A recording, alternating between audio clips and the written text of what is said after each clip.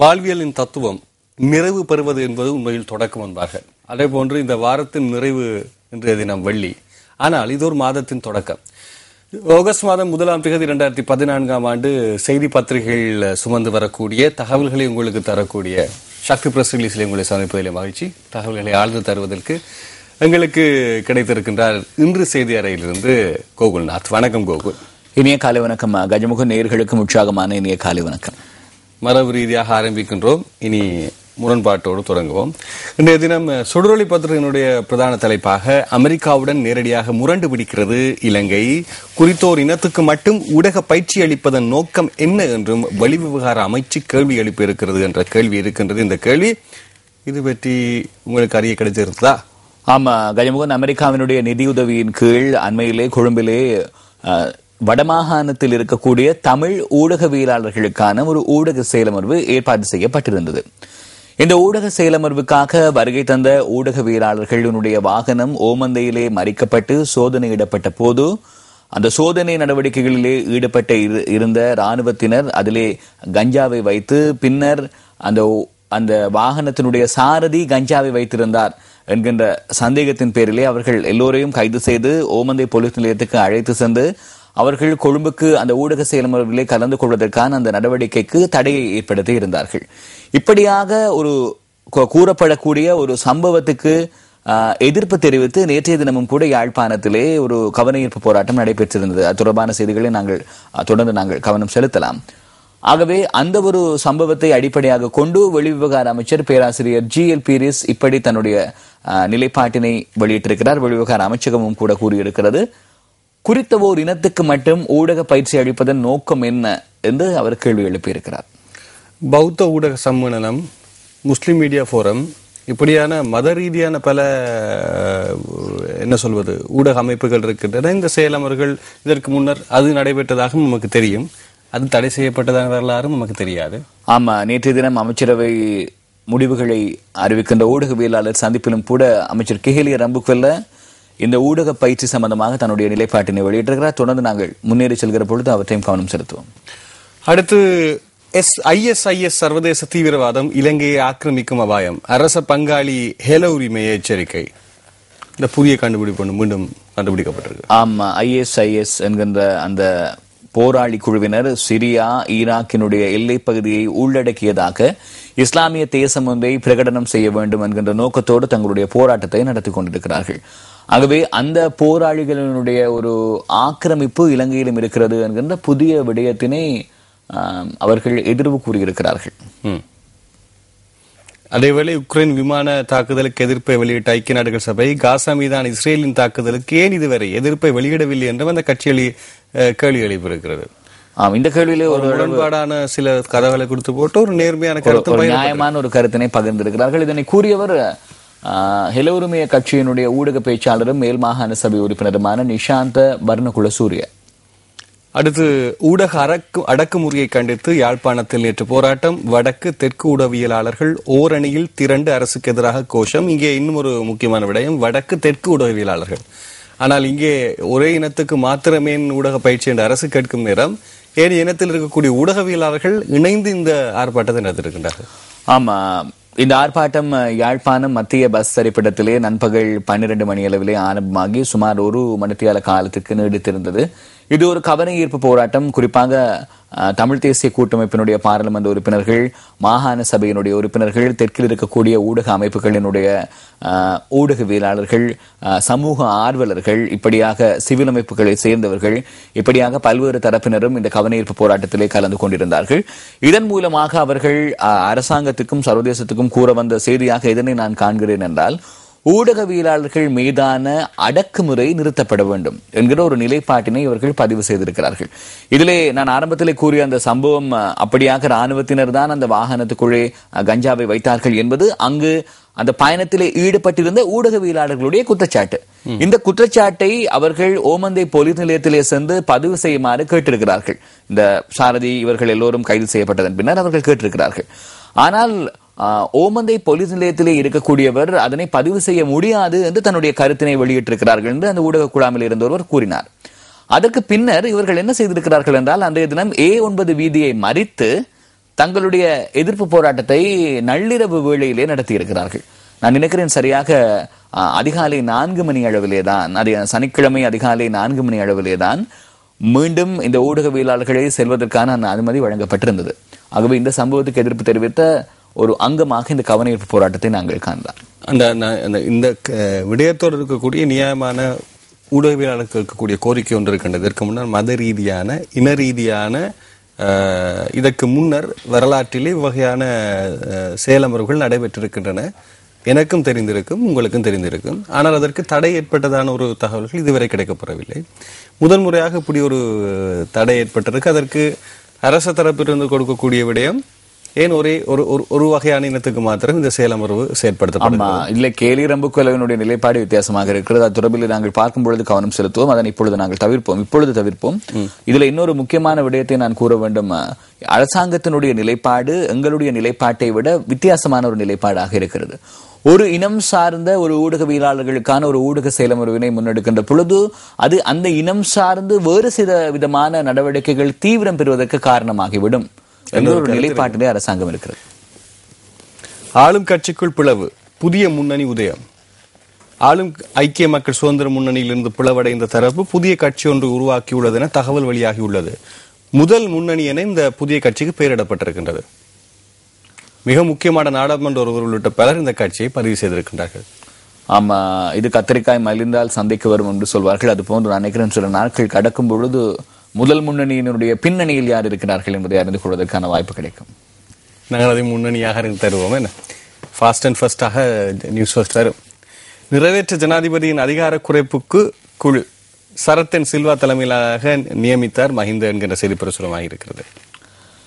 இது ஒவ்வொரு நிறைவேற்று அதிகாரத்திலே இருக்கக்கூடிய ஜனாதிபதிகளும் அவர்கள் நிறைவேற்று அதிகாரத்திலே இருக்கக்கூடிய காலகட்டத்திலே அதனை குறைப்பதற்காக, அதனை தடுப்பதற்காக, மீண்டும் ஒரு தடவை நிறைவேற்று அதிகாரம் இருக்கக்கூடாது என்பதற்காக ஒரு காலம் இருக்கிறது, சம்பிரதாயம். நீங்க சொல்வது சரி, அதில் ஒரு காலம் இருக்கிறது. அதுவும் அடுத்த தேர்தல் நடைபெறுவதற்கு முன்னர் இது பற்றி இப்படியான விடயங்கள் கலந்து ஆலோசிக்கப்படும். இது அரசியலிலே சம்பிரதாய பூர்வமான ஒரு நடைமுறை. ஆகவே இந்த சம்பிரதாய பூர்வமான நடைமுறையிலே மாற்றம் வரப்போவதும் இல்லை. இந்த சம்பிரதாய பூர்வமான நடைமுறையை எதற்காக வைத்தார்களோ அந்த விடயத்திலும் மாற்றம் வரப்போவதில்லை. கேள்வி, அரசியலுக்குள் கோட்டாவா? கேள்விக்குறியோடு ஆலோசிக்கப்படவில்லை, அமைச்சரவை பேச்சாளர் தெரிவிப்புங்கிற செய்தி. ஆமா, அப்படியான விடயம் அமைச்சரவை கூட்டத்திலே ஆலோசிக்கப்படவில்லை என்று அவர் கூறியிருக்கிறார். அமைச்சர் கேலி ரம்புக்கொல்லவிடம் ஊடகவியலாளர் ஒரு கேள்வி எழுப்பியிருந்த பொழுது அமைச்சரவை கூட்டத்திலே இந்த விடயம் தொடர்பில் ஆலோசிக்கப்படவில்லை. அவருக்கு விருப்பம் இருந்தால் ஜனாதிபதி அழைத்தால் வரலாம் என்று முடித்திருக்கிறார். அதாவது கோத்தாபய ராஜபக்ச அவர்களுடைய வருகைக்கு, அரசியல் வருகை சார்ந்த விடயமாக இங்கே பேசப்பட்டிருக்கிறது. இலங்கை பயணம் வெற்றி அளித்துள்ளது, ராமபோசா தெரிவிப்பு என்கிற செய்தி இருக்கின்றது. இங்கே இப்படி ஒரு கருத்து வெளியிடுறது, அதாவது சிகப்பு நிறமான கண்ணாடியை பொறுத்துவிட்டு எதை பார்த்தாலும் அது சிகப்பு நிறமாகத்தான் தெரியும். ராமபோசா போட்டிருக்கக்கூடிய கண்ணாடி இலங்கையிலே இணக்கமான ஒரு சூழல் இருப்பதை போன்று தோற்றுவித்திருக்கிறது. ஆகவே அந்த கண்ணாடியிலே பார்க்கும் பொழுது அது சிவப்பாகத்தான் தெரியும். அதிலே நாங்கள் எதுவுமே அலட்டிக் கொள்ள தேவையில்லை. வெள்ளைக்கொடி போராட்டம், சுடரொடியினுடைய ஆசிரியர் தலைகம், இது தமிழக மீனவர்களுடைய போராட்டம் சம்பந்தமானது. நாளைய தினம் நிச்சயமாக நாங்கள் வருவோம் என்று இலங்கை இந்திய கூட்டு மீனவர்கள் சங்கத்தினுடைய தலைவர் அவர் கூறியிருக்கிறார். நாளைய தினம் நிச்சயமாக நாங்கள் வெள்ளைக்கொடிகளோடு கச்சத்தீவை நோக்கி வருவோம் என்று சொல்லியிருக்கிறார். வெள்ளைக்கொடி அன்றும் விவகாரமாகத்தான் இருக்கிறது, இன்றும் விவகாரமாகத்தான் இருக்கிறது. 2009 2014 சொல்கிறீர்கள். ஆனால் 2014 நிச்சயம் கைது செய்வோம் என்றுதான் சொல்லியிருக்கிறார்கள். ஆனால் இது இப்படி அந்த வெள்ளைக்கொடி விவகாரத்தை பற்றி விமர்சிப்பது என்பது எங்களுடைய தலைக்கு மேலே ஏதோ ஒன்று தொங்குவதை போன்று கூட தெரிகிறது. அடுத்த கட்டம், கடவுளே சுனாமி ஒன்று வரணுமே. இது கச்சத்தீவு விவகாரம், அதாவது கச்சத்தீவு விவகாரம் அல்ல, தமிழக மீனவர்களுடைய உரிமை போராட்டம். அதே நேரம் எமது வடமாகாண மீனவர்களுடைய வாழ்வியல் போராட்டம். ஏன்னா அந்த வளங்கள் சூறையாடப்பட்டால் அவர்களுடைய வாழ்க்கை, அது மாத்திரமல்ல வடகிழக்கு மாகாண மக்களுக்கு தேவையான நீர்வள எதிர்காலம் சம்பந்தமான ஒரு போராட்டம். ஆகவே இதை சுமூகமாக முடிவதற்கு ஒரு சுனாமி வந்தால் போதுமே என்பது போன்றிருக்கின்றது. இங்கே நான் நினைக்கின்றேன், இந்த பிரார்த்தனையை வைப்பவர் எப்படியும் 3 ராணுவ தளபதிகளில் ஒருவர் என்பது தெரிகிறது. யார் என்பதை நாங்கள் கூறுவதை கூட நேர்களுடைய கண்ணோட்டத்துக்கு விட்டு விடலாம். ஜேபியினுடைய கேலி சித்திரமாக அது இருக்கின்றது. அது மிக முக்கியமானது என்னவென்றால், ஒரு பக்கம் அது வந்தால் தமிழக மீனவர்களுடைய விடயம் என்ன என்பதை கொஞ்சம் பார்க்க வேண்டும். ஆனால் இது ஒரு கேலி சித்திரம். அதே நேரத்தில் தமிழக மீனவர்களுடைய நிலை அப்படியே அவர்களுடைய நிலை முடிந்துவிடும் அதோடு. ஆனால் அதே நேரத்தில் இலங்கையில் இருக்கக்கூடிய மீனவர்களுடைய நிலையும் அதற்கு நேர்மாறு. ஆகவே இந்த சுனாமி என்பது இலங்கைக்காக இருந்தாலும் சரி, தமிழகத்திலிருந்து வரக்கூடிய மீனவர்களுக்காக இருந்தாலும் சரி, இரு தரப்பினருக்கும் நன்மை பயக்காது, பாதிப்பை ஏற்படுத்தும். ஆகவே இரு தரப்பினருக்கும் நன்மை பயக்காத ஒரு விடயத்தை பாதுகாப்பு படைகளை பிரதிநிதித்துவப்படுத்தக்கூடிய ஒருவர் பிரார்த்திப்பது போன்று ஜேபியினுடைய கேலி சித்திரத்திலே பார்த்தீர்களாக இருந்தால் அவர் ஒரு எண்ணத்தில் வரைந்தாலும் அதிலே ஒரு பொதுவான ஒரு தர்மம் ஒன்று இருக்கக்கூடியதா இருக்கு. அப்படி ஒன்றுதான் நீங்கள் சொன்ன விடயம்.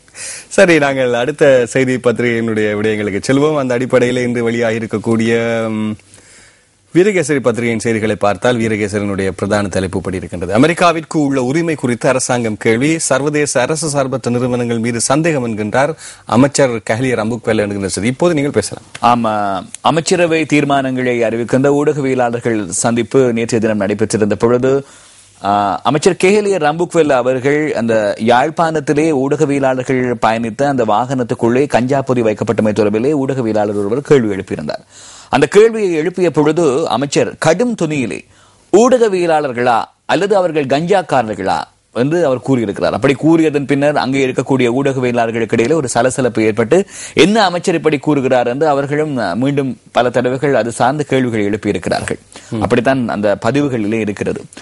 அதற்கு பின்னர் அவர் கூறியிருக்கிறார், ஏதேனும் ஒரு இனத்தை பிரதிநிதித்துவப்படுத்தக்கூடிய ஒரு ஊடக குழுவிற்கு மாத்திரம் அரசு சார்பற்ற நிறுவனங்களும் அமெரிக்காவினுடைய நிதியுதவியின் கீழே இப்படியான ஊடக செயலமர்கள் நடத்தப்படுவது தொடர்பிலே நாங்கள் அவதானமாக இருக்கிறோம். அப்படியான ஊடக செயலமர்கள் நடத்தப்படக்கூடாது என்கிற நிலைப்பாட்டினை பதிவு செய்திருக்கிறார். அது மாத்திரமல்லாமல் இன்னும் ஒரு முக்கியமான விடயத்தை அவர் கூறியிருக்கிறார். தமிழ் ஊடகங்கள் தொடர்பிலும் தமிழ் ஊடகவியலாளர்கள் தொடர்பிலும் நாங்கள் அவதானமாக இருக்கிறோம். நாங்கள் சில விடயங்களில் அவர்கள் அதீதமாக ஈடுபடக்கூடாது என்று சொல்லக்கூடிய ஒரு எச்சரிக்கையை விடுக்கிறோம் என்கிற நிலைப்பாட்டினையும் அவர் கூறியிருக்கிறார். ஆகவே அவருடைய அந்த கடும் தொனி, அவர் கூறிய விடயங்கள் அவர் அரசாங்கத்தை மாத்திரமல்ல நமது நாட்டிலே இருக்கக்கூடிய ஒரு பெரும்பான்மையான இனக்குழுவினுடைய ஒரு எண்ண சிந்தனையோடு இருக்கக்கூடிய ஒருவராகத்தான் அவர் அந்த ஊடக அமைச்சினுடைய பொறுப்பை வகிக்கிறார் என்பது திட்ட தெளிவாக விளங்குகிறது. அதான் என்னுடைய கேள்வி நீங்கள் சொன்னது போன்று, அதாவது நாட்டின் பாதுகாப்பு என்கின்ற ஒரு நேஷனல் செக்யூரிட்டி என்கின்ற ஒரு விடயம் வரும்போது நிச்சயமாக அதற்கு உள்ளடங்க வேண்டிய கட்டாயம் வெறுமனே அமைச்சரவை மாத்திரமல்ல, எனக்கும் கூட இருக்கின்றது. நாங்கள் ஏற்றுக்கொள்கின்றோம். நாங்கள் இலங்கை பிரஜைகள் என்பதிலே மிக பெருந்தன்மையோடு நாங்கள் அதை தெரிவிக்கலாம். அதே நேரம் ஒரு சராசரியாக வரக்கூடிய ஊடகவியலாளர்களை பங்கு பெறாமல் வைப்பதற்கென்று சில நடைமுறைகள் இருக்கின்றது. நான் கூற வந்த செய்தி அதான். அதற்கு செயற்குழு செய்யப்பட்ட நடவடிக்கை அந்த ஊடகவியலாளர்கள் சொல்வது போல் உண்மையாக இருந்தால் அது மிகவும் கவலைக்குரியதாக இருக்கு. ஆனால் இதில் எனக்கு இன்னும் ஒரு சந்தேகம் இருக்கிறது. ஒரு மனக்கசப்பான ஒரு விடயமும் கூட. அண்மையிலே தேசிய மொழிகள் மற்றும் சமூக ஒருமைப்பாட்டு அமைச்சு இனங்களுக்கு இடையிலே ஒரு ஒற்றுமை பலப்பட வேண்டும் என்று காலிமுகத்திடலிலும் நாட்டினுடைய 7 பகுதிகளிலும் தேசிய பட்டம் விடும் திருவிழாவினை ஏற்பாடு செய்திருந்தது. இதிலே ஒவ்வொரு வர்ணத்திலே பட்டங்கள் பறக்கின்ற பொழுது அவர்கள் சொன்ன அந்த கருத்து என்னவென்றால், ஒவ்வொரு வர்ணத்திலே பட்டம் பறப்பது போன்று இலங்கை ஜனநாயக சோசலிச குடியரசிலே ஒவ்வொரு இன மக்கள் இருக்கிறார்கள். அந்த ஒவ்வொரு இன மக்களும் சுதந்திரமாக இலங்கை வானிலே பிரவேசிக்க வேண்டும், பறக்க வேண்டும் என்று கூறினார்கள். இப்பொழுது அந்த தேசிய மொழிகள் மற்றும் சமூக ஒருமைப்பாட்டு அமைச்சு கூறுகிறது 3 மொழிகளுக்கும் இலங்கையிலே முக்கியத்துவத்தை கொடுக்க வேண்டும், மும்மொழி கொள்கையை அமுல்படுத்த வேண்டும் என்று அவர்கள் கூறுகிறார்கள். அமைச்சர் வாசுதேவ நாணயக்கார அதற்கான பிரயத்தனத்தை எடுத்துக் கொண்டிருக்கிறார். இந்த பக்கத்திலே கூறுகிறார்கள் என்னவென்றால், தமிழ் மொழி சார்ந்த ஊடகவியலாளர்களுக்கான பயிற்சி பாசறைகள் தமிழ் மொழியிலே நடக்கக்கூடாது. அப்படி நடத்துவதாக இருந்தால், அரசு சார்பற்ற நிறுவனங்கள் தலையிடுவதாக இருந்தால் நாங்கள் அது தொடர்பில் அவதானமாக இருப்போம் என்று. அப்படின்னா அவர்களுக்கு என்ன மொழி தெரியும்? ஆகவே அரசாங்கத்துக்குள்ளேயே பலவிதமான முரண்பாடுகள் இருக்கின்றன என்பதையும் நாங்கள் இந்த இடத்துல எங்களுடைய நேயர்களுக்கு நாங்கள் பதிவு செய்ய விரும்புகிறோம். ஆனால் தெளிவான அல்லது விரிவான அறிவுள்ளவர்களுக்கு தெரியக்கூடிய ஒரு விடயம், உண்மையிலே ஒற்றுமை என்பது எல்லோரும் ஏற்றுக்கொண்ட கொள்கைக்குள்ளே இருக்கக்கூடிய ஒரு குழாமுக்குள் மாத்திரமல்ல, வேற்றுமையில் தான் உண்மையில் ஒற்றுமை. வெவ்வேறான திசைகள் இருக்கக்கூடிய எண்ணங்கள் ஒருமித்த பகுதிக்கு வரும்போதுதான் அது சரிவான ஒரு ஒற்றுமையாக இருக்கும் என்பதுதான் நமது கருத்து. அதுக்கு மிகச்சிறந்த உதாரணமாக அயல்நாடு இந்தியாவை எடுத்துக்கொள்ளலாம். நிச்சயமாக இலகுவாக எடுத்துக்கொள்ளலாம் அந்த விடயத்தை. அடுத்த செய்தி, வடக்கில் மக்களுக்கும் ஊடகவியலாளர்களுக்கும் மரண பயத்தினை அரசாங்கம் ஏற்படுத்தி வருகிறது. சிவில் சமூக கூட்டமைப்பு குற்றச்சாட்டு. நீங்கள் சொல்ல வந்த விடயம் இங்கே மிகவும் அழுத்தமாக பதிவு செய்யப்பட்டிருக்கிறது. இந்த கொழும்பு CSR நிலையத்தில் இந்த செய்தியாளர் மாநாடு நடைபெற்றிருக்கின்றது. இதுல உள்ளடக்கப்படக்கூடியவர்கள் யார் என்பது எனக்கு சரியாக தெரியவில்லை. புகைப்படத்தின் அதில் அந்த சிவில் அமைப்பை பிரதிநிதித்துவப்படுத்தக்கூடியவர்கள் இருக்கிறார்கள். கஜமுகன் அவர்கள் சிவில் சமூகத்தை பிரதிநிதித்துவக்கூடிய அமைப்பினர். அடுத்து, அன்றாடம் பட்டினியால் இருப்பதை விடவும் இலங்கை சிறைகளில் இருப்பது மேலானது. வெள்ளைக்கொடியுடன் நாளை கச்சத்தீவை அடைவது உறுதி என்கின்றார் இந்திய இலங்கை மீனவர் கூட்டமைப்பின் தலைவர் என் தேவதாஸ். இப்ப அவர் கூறுவது சரி. என்னுடைய கருத்து என்ன இருக்கின்றது, டெரிட்டரி லைன் ஒன்று இருக்கின்றது, இல்லை அது அது அதை நான் சொல்வதாக அரசியல் எல்லை, இரண்டு நாடுகளுக்கு இடையே அரசியல்பூர்வமான எல்லை.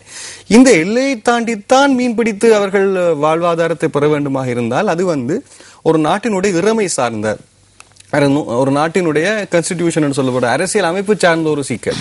ஆகவே இவர் கூறுவதை பார்த்தால் இவர் ஏன் இலங்கைக்கு சவால் விட வேண்டும்? இவர் இந்தியாவிலே முதலில் அந்த விடயங்களை முதலில் கையாண்ட இந்திய மீனவர்கள் எனும் போது அது சம்பந்தமான விடயங்களை மத்திய அரசுடன் கலந்து அதன் பின்னர் அல்லவா இலங்கைக்கு அச்சுறுத்தல். இதுல ஒரு பெரிய சந்தேகம் இருக்கிறது. ஆமா, இதை கஜமுகன் நான் இப்படி காண்கிறேன். எப்படி என்றால் கஜமுகன், இந்திய தமிழகத்தில் இருக்கக்கூடிய கடல் பகுதிகளிலே மீன்கள் படுவதை விட, மீன்கள் படுவது என்பது அவர்களுக்கு மீன்கள் கிடைப்பதை விட, மீன்கள் படுவதை விட இலங்கையினுடைய கச்சத்தீவை அண்மித்த பகுதியிலும் கச்சத்தீவை சூழ்ந்திருக்கக்கூடிய கடற்பரப்பிலும் அதிகமான மீன்கள் அவர்களுக்கு கிடைக்கிறது.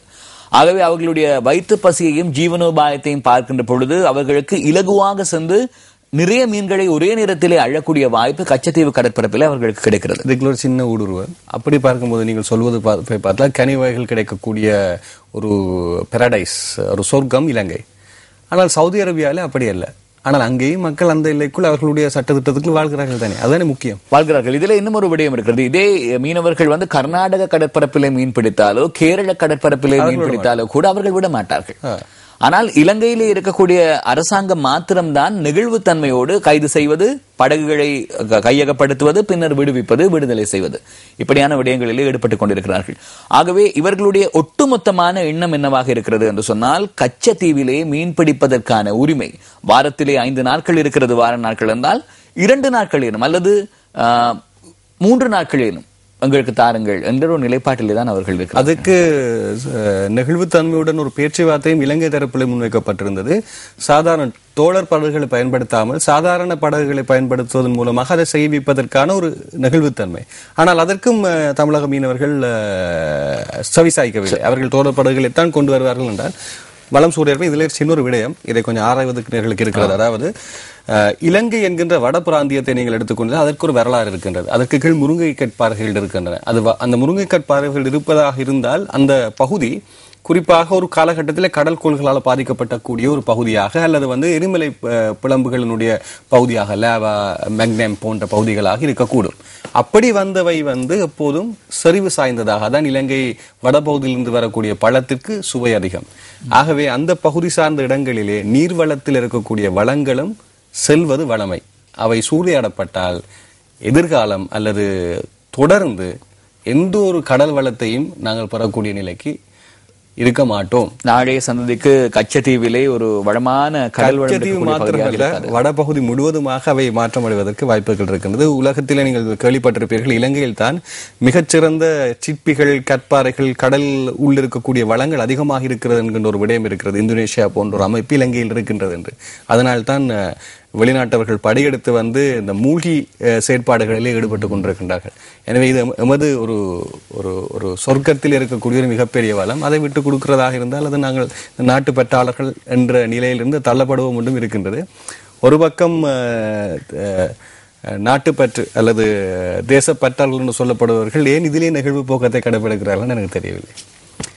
புகலிட கோரிக்கையாளர்கள் ஆஸ்திரேலியாவில் குடியேற முடியாது சட்ட திட்டமாக சொல்லிவிட்டார்கள். ஆமா, பப்புவா நியூகினி, நவ்ரு என்று சொல்லக்கூடிய அந்த தேசங்களில் தான் அவர்களுக்கு குடியேற முடியும் என்று கூறியிருக்கிறார்கள். ஆனால் அவர்களுடைய எதிர்பார்ப்பாக இருந்தது ஆஸ்திரேலியாவிலே குடியேறுவது. அவர்களுக்கு மாற்று ஆடை கூட இல்லாத ஒரு நிலையில் இருக்கிறார்கள். பொறுத்திருந்து பார்ப்போம் அவர்களுடைய நிலை என்னவாகிறது என்று. பாதுகாப்பை பிரிட்டன் உறுதிப்படுத்தவில்லை. பிரிட்டன் அரசாங்கத்தினால் நமது ஜனாதிபதி மஹிந்த ராஜபக்சவுக்கு போதிய பாதுகாப்பு உறுதிப்படுத்தப்படாதன் காரணமாகவே பொதுநலவாய விளையாட்டுப் போட்டிகளில் பங்கேற்காமை என்கின்ற விடயத்தை அரசாங்கம் கூறுகின்றது. அரசாங்கம் கூறியிருக்கிறது என்னவென்றால், பொதுநலவாய விளையாட்டு விழாவுக்கு சென்றாலும் கூட அல்லது முதலாவது உலக யுத்தத்தினுடைய நினைவு தினத்துக்கு சென்றிருந்தாலும் கூட ஜனாதிபதி அவர்களுக்கு போதிய பாதுகாப்பு பிரித்தானிய தரப்பிலே இருந்து கிடைக்கவில்லை என்ற ஒரு நிலைப்பாட்டிலே ஜனாதிபதி பாதுகாப்பு பிரிவினர் இருந்தார்களாம். அதனால் தான் நாங்கள் அந்த விடயங்களை அந்த 2 நிகழ்வுகளிலும் கலந்து கொள்வதை தவிர்த்தோம் என்று அரசாங்கத்தினுடைய நிலைப்பாடாக இருக்கிறது. இதுவே இலங்கையில் இருக்கக்கூடிய பிரித்தானிய தூதுவர் ஜான் ரான்கின் அண்மையிலே கூறியிருந்தார் பத்திரிகையிலே, போதிய அளவான பாதுகாப்பினை நாங்கள் எந்த ஒரு அரசு தலைவர்கள் பிரித்தானியாவுக்கு விஜயம் செய்தாலும் வழங்குவோம். ஆனால் அதே நேரத்திலே அங்கு இருக்கக்கூடிய மக்கள் தங்களுடைய எதிர்ப்பினை அல்லது தங்களுடைய அதிருப்தியினை பதிவு செய்வதற்கான கவனஈர்ப்பு போராட்டங்களில் எதிர்ப்பு நடவடிக்கைகளில் ஈடுபட்டால் அவற்றை நாங்கள் தடை செய்ய மாட்டோம். ஏனென்றால் பிரித்தானியா எப்பொழுதும் ஜனநாயகத்தை பாதுகாக்கும் தேசமாக இருக்கிறது என்று கூறியிருந்தார். சிங்கள குடியேற்றங்கள் தொடர்பான குற்றச்சாட்டுகள் வீரகேசனுடைய ஆசிரியர் தலையங்கம். இது நாங்கள் நேற்று முன்தினம் கொஞ்சம் காரசாரமாக விவாதித்திருந்தோம். அடுத்து பிரதமர் மோடியின் அணுகுமுறை வரவேற்கத்தக்கது. அமைச்சர் தினேஷ் கூறிய விடயம் இங்கே பிரசுரமாக இருக்கிறது. அமைச்சர் தினேஷ் குணவர்தன் அவர்கள் கூறிய விடயம் கேள்வியுடைய கேள்வி சித்திரம். ஆனால் இதில் இன்னொரு விடயம் என்னவென்றால், அமைச்சர் தினேஷ் குணவர்தன் அவர்கள் புகழாரம் சூடுகிறார் இந்திய பிரதமர் நரேந்திர மோடிக்கு. சீனாவினுடைய 87வது ஒரு ஸ்தாபகர் தினத்தை இலங்கையிலே கொண்டாடுவதற்கான ஆயத்தங்கள் நடைபெற்றுக் கொண்டிருக்கின்றன. ஆகவே அரசாங்கம் தெளிவாக இருக்கிறது. 2 தோணிகளிலே கால் வைத்துக் கொண்டுதான் நாங்கள் பயணிக்கப் போகிறோம் என்று. 2 தோணிகளில் கால் வைத்து பயணம் செய்வது என்பது கொஞ்சம் கடினமான விடயம். அதிலும் நடுவிலே அமெரிக்கா போன்ற ஒரு முதலைவருமாக இருந்தால் நிலைமை அவ்வளவுதான். தமிழ் ஊடகவியலாளர்கள் மீது அரசாங்கம் கடும் சந்தேகம். யாழ்ப்பாணத்திலிருந்து வந்தோர் கஞ்சாக்காரர்களா? கேள்வி என்ற கேள்வி துணிகரமாக கேட்கப்பட்டிருக்கின்றது. தினக்குரல் பத்திரிகையிலே பிரதான தலைப்பாக கேட்கப்பட்ட கேள்வியை தினக்குரல் பத்திரிகையிலே துணிகரமாக கேட்டிருக்கிறார்கள். பிரிட்டனின் பாதுகாப்பு உத்தரவாதம் திருப்தி தராததால் ஜனாதிபதி பங்கேற்கவில்லை. மலையக எழுத்தாளர் சாடல் நாடன் காலமானார் என்று செய்திருக்கின்றதாகவே சாடல் நாடனை பற்றி நாங்கள் சொல்வதாக இருந்தால், மலையகத்தில் இருக்கக்கூடிய எழுத்தாளர்கள் என்பது மிக முக்கியமான ஒரு வேஷம் என்பது என்னுடைய கருத்து. ஏனென்றால் மலையகத்தை பொறுத்த மட்டிலே வளம் பெற வைக்க வேண்டும் என்றால் எழுத்தாளர்களாலும் சிந்தனையாளர்களாலும் தான் முடியும். மிகவும் கடுமையான பிரயத்தனத்துக்கு மத்தியில் தான் அந்த செயற்பாடும் செய்யலாம். அதே நேரம் கோகுல், இங்கே முக்கியமான பதிவு, மலையக எழுத்தாளர்கள் யாரும் மிக சீரியமான ஒரு வாழ்க்கை தரத்தில் இருந்ததாகவும் இல்லை. அவர்கள் மிக கடினமான ஒரு வாழ்க்கை தர போராட்டத்துக்கு மத்தியில் தான் தமது வாழ்க்கை பயணங்களை இந்த எழுத்துத்துறையின் மூலமாக செயற்படுத்துகின்றார்கள். ஆகவே அவர்களை இரட்டிப்பு தலைவணங்க வேண்டிய காலகட்டாயம் நமக்கு இருக்கின்றது. ஆமா, ஏனைய பிராந்தியத்தில் அவருடைய வாழ்நாளிலே 70 வயது வரை அவர் வாழ்ந்திருக்கிறார். 54 ஆண்டுகள் மலையக இலக்கியத்துறைக்கு அவர் சேவையாற்றியிருக்கிறார். 1960களுக்குள்ளே தான் அவர் 60களிலே தான் அவர் மலையக எழுத்துத்துறைக்குள்ளே பிரவேசித்திருக்கிறார். சாடல் நாடன் அவர்களுடைய ஆத்மா சாந்தியடைய நாங்களும் பிரார்த்திக்கிறோமாக. அடுத்த செய்தி, சர்வதேச ஜம்போரி இன்று ஆரம்பம். ஆகவே எல்லா சாரணியர்களும் ஜம்போரி கனவிலே போதிருப்பார்கள். வாழ்க வளர்க. அடுத்து, படுகொலை வழக்கில் 7 பேருக்கு மரண தண்டனை. இது 2005ஆம் ஆண்டு இளைஞர் ஒருவரை தாக்கி சுட்டு படுகொலை செய்ய சம்பவத்துடன் தொடர்புடையவர்களுக்கு இவ்வரிடம் எக்கச்சக்கமான மரண தண்டனை நிறைவேற்றம் நிலுவையில் இருந்தது. நான் ஏற்கனவே பேசியிருந்தோம். இன்றும் இப்போதும் கிடைக்கப்பட்டிருக்கின்றது. நான் நினைக்கிறேன், கடுமையான சட்டத்திட்டங்கள் மூலமாக ஒரு வகையான ஒழுக்கமான சமூகத்தை மாற்றுவதற்கு நான் இருக்க நீதித்துறையும் முன்னேறி கொண்டிருக்கின்றது. நினைக்கிறேன் நிலுவையிலே இருந்த வழக்குகள், அந்த சொல் பதம் பிழையோ தெரியவில்லை. ஏனென்றால் மரண தண்டனை எதிர்க்கக்கூடிய ஒரு வகையான சாரர்கள் இருக்கின்றார்கள். அவர்கள் நீதித்துறையிலும் கூட இருக்கின்றார்கள். சொல்லலாம் என்றால் முன்னேறி இருக்கிறேன்னு சொல்ல முடியும். நிலுவையிலே இருக்கக்கூடிய வழக்குகள், இந்திய தமிழக பாஷையிலே சொல்வதென்றால் வாய்தா வாங்கிய வழக்குகளுக்கான தீர்ப்புகள் விரைவிலே வருகின்றன. அப்படி கூறிவிடுவோம். அடுத்து, கணித பாடம் தொடர்பான புதிய சுற்று நிருபம். ஆசிரியர் தலையங்கம் தினக்குரல் பத்திரிகையிலே நேற்று முன்தினம் ஐக்கிய நாடுகளின் பாதுகாப்பு சபைக்கான ராஜதந்திரியாக மிச்சேல் ஜே சிசன் நியமனம் என்கின்ற செய்தி இருக்கின்றது. இங்கே இன்னும் ஒரு விடயம். அண்மை காலமாக நீங்கள் பாருங்கள், இந்தியாவாக இருந்தாலும் சரி, சீனாவாக இருந்தாலும் சரி, அமெரிக்காவாக இருந்தாலும் சரி, இலங்கையிலே தூதுவராக கடமையாற்றக்கூடியவர்களுக்கு உடனடியாக அவர்களது அரசியல் சார்ந்த அல்லது வெளிவிவகார தகமை சார்ந்த ஒரு பெரிய உயர் பதவிகள் கிடைக்கப்பெறுகிறது. ஆகவே இலங்கை என்பது ஒரு சதுரங்கத்திலே காய் நகர்த்தப்படக்கூடிய ஒரு மிகப்பெரிய சிந்தனை செறிவு வருகிறது. ராபர்ட் பிளேக் என்று சொல்லக்கூடிய ஒருவர் இலங்கைக்கான அமெரிக்க தூதுவராக கடமையாற்றி இருந்தார். பின்னர் தெற்காசிய நாடுகளினுடைய விவகாரங்களுக்கான அமெரிக்க தூதுவராக அவருக்கு பதவி உயர்வு கிடைத்தது. இப்பொழுது மிச்சேல் ஜே சிசன் அவர்கள் இங்கே இலங்கையினுடைய தூதுவராக கடமையாற்றி இருந்தார். இப்பொழுது அவருக்கு ஐக்கிய நாடுகள் சபையினுடைய பாதுகாப்பு நிலவரங்களில் அமெரிக்காவை பிரதிநிதித்துவப்படுத்தக்கூடிய ஒரு வாய்ப்பு கிடைத்திருக்கிறது. கஜமன் கூறுவது சரி. அதாவது இலங்கை பிரச்சனையை கையாளக்கூடிய ஒரு ராஜதந்திரிக்கு உலகத்தினுடைய எந்த மூலைக்கு சென்றாலும் அங்கு இருக்கக்கூடிய பிரச்சனைகளை கையாள முடியும் என்கிற ஒரு மறைமுகமான செய்தியை சர்வதேச நாடுகள் புரிந்திருக்கின்றன. இன்னொரு செய்தியை மறைமுகமாக சொல்கிறேன். ஆகவே இலங்கை சார்பான எந்த ஒரு ராஜதந்திர நகர்வையும் எந்த நாடுகளும் மிக உன்னிப்பாக அவதானித்துக் கொண்டிருக்கிறது என்பதற்கு நல்ல உதாரணம். அதே நேரத்தில் எந்த நாட்டினுடைய ஒரு ராஜதந்திரையை கொண்டு வந்து இங்கே போட்டாலும் இலங்கை விவகாரத்தை லாபகமாக கையாளுகிறார்களே ஒழிய தீர்வை யாருக்கும் பெற்றுக் கொடுக்க முடியவில்லை என்கிற ஒரு கருத்தும் இருக்கிறது. அது நல்லைக்கந்தன் மகோற்சவம் இன்று ஆரம்பம், கொடியேற்றம் ஆரம்பமாகிறது. நல்லைக்கந்தன் என்று சொன்னால் சக்தி எப்போதும் நல்லைக்கந்தனோடு ஒன்று திரளும் ஒரு விடயம். எனவே இந்த குறிப்பாக திருவிழா கொண்டாட்டங்களோடு மக்களும் சக்தி எஃப்எம்னுடைய கலையகத்துக்கு செல்லலாம்.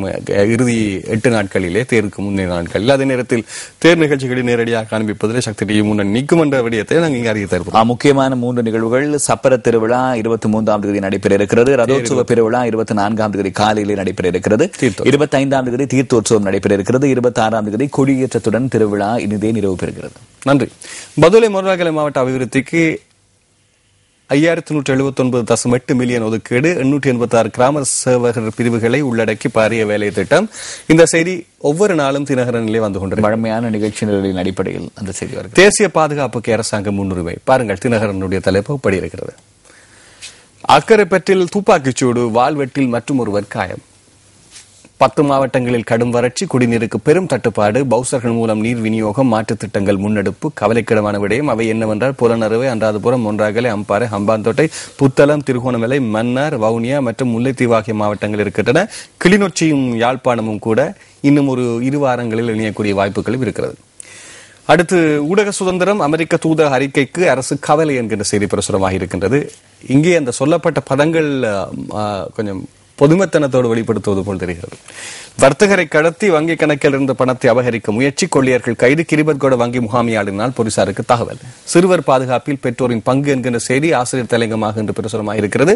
இந்த விடயம் குறிப்பாக நான் கூறியிருந்தேன், அந்த ஊரி கிராமத்தில் இடம்பெற்ற செயற்பாட்டின் போது பெற்றோர்களும் இந்த குழந்தைகள் பாதுகாக்க வேண்டிய கட்டத்துக்கு இருக்கின்றார்கள் என்று. ஆனால் இங்கே எந்த தொனியில் அது சொல்லப்பட்டிருக்கு தெரியவில்லை.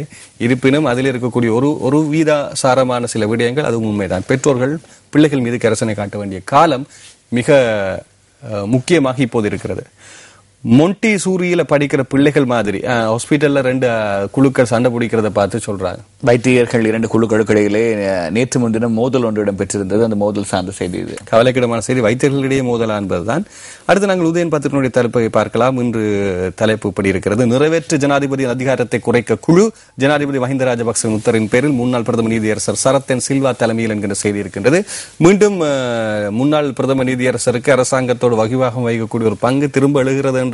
உறவு கொஞ்சம் நல்லா மேம்படுகிறது என்பதை ஒரு பதிவு செய்யலாம். அக்டோபர் மாத இறுதி வரை வறட்சி என்கிற செய்தி இருக்கிறது. அக்டோபர் ஒவ்வொரு முறையும் மழை பெய்வது வடக்கிலே வழமை. ஆனால் கடந்த வருடம் அக்டோபரினுடைய மழை வீழ்ச்சி குறைவு. ஆகவே இம்முறையும் அது குறைவாக இருக்குமோ என்ற கேள்வி எதிர்குரல் கிடைத்திருக்கிறது. யாழ் பல்கலைக்கழகத்தில் நியமனங்களில் முறைகேடு குற்றஞ்சாட்டுகிறது விஞ்ஞான ஆசிரியர் சங்கம். இபிடிபியின் முன்னாள் உறுப்பினர் கைதானார், வெடிபொருள் வைத்திருந்தமைக்காக என்கின்ற செய்தி பிரசுரமாயிருக்கிறது. சசீந்திரன் 36 வயது என்பதை இங்கே குறிப்பிடத்தக்கது. அடுத்து, காரநகர் சிறுமி வழக்கு, சந்தேக நபர்கள் மன்றில் முற்படுத்தப்படவில்லை என்கின்ற மீள் குற்றச்சாட்டும் உதயநிலை பிரசுரமாக இருக்கிறது. இந்த செய்தி ஒரு சிறு செய்தியாக ஒரு பத்திரிகையில் வெளிவந்ததுதான் எனக்கு ஒரு சின்ன சந்தேகத்தை ஏற்படுத்துகின்றது. இவை இன்றைய தினம் நாங்கள் கொண்டு வரக்கூடிய முழுமையான செய்திகள் எங்கள் பத்திரிகையிலே. தொடர்ந்து குட் மார்னிங் ஸ்ரீலங்கா இருக்கிறது. எமது தயாரிப்பாளர்களும் குழுவும் தயாராக இருக்கின்றார்கள். இன்று யாழ் தரிசனம், அதாவது நாங்கள் யாழ்ப்பாணத்துக்கு சென்றிருந்தோம். இந்த மண் வாசனையோடு, அதாவது உங்களுக்கு தெரியும் நல்லூர் கந்தனுடைய கொடியேற்றம் இன்று. எனவே இன்றைய இந்த ஆகஸ்ட் 1ஆம் தேதியிலிருந்து இந்த மாதம் முழுவதுமாக யாழ்ப்பாணத்தினுடைய மண் வாசனையை நாங்கள் நமது சக்தி டிவியினூடாக கொண்டு வர இருக்கின்றோம். அதே போன்று ஒவ்வொரு மாதமும் ஒவ்வொரு பகுதியில் இருக்கக்கூடிய தமிழ் பேசும் மக்களின் மண் வாசனை சார்ந்த விடயங்கள் இனி சக்திக்கு வரும். இந்த கேள்விப்பட்டிருப்பீர்கள், கன்சியூமர்ஸ் பேஸ் என்று சொல்வார்கள். எங்களை நாடி வரக்கூடிய எமது வாடிக்கையாளர்களுடைய தனிப்பட்ட அழகுகளை கண்டு அவர்களுக்கு சுவை கொடுக்கக்கூடிய ஒரு விடயமாக இந்த மண் வாசனை இருக்கின்றது. எனவே அத்தோடு நீங்கள் உணர்ந்து கொள்ளலாம் என்று கூறி நன்றி கோகுல். நன்றி. உங்களுக்கு கூறுவது போன்று நான் நேர்களுக்கும் கொஞ்சம் கூறிவிட்டேன். தொடர்ந்து இணைந்திருங்கள் என்று கூறிவிட செல்லும். நான் கனிவன்போடு கஜமுகன். நன்றி, வணக்கம்.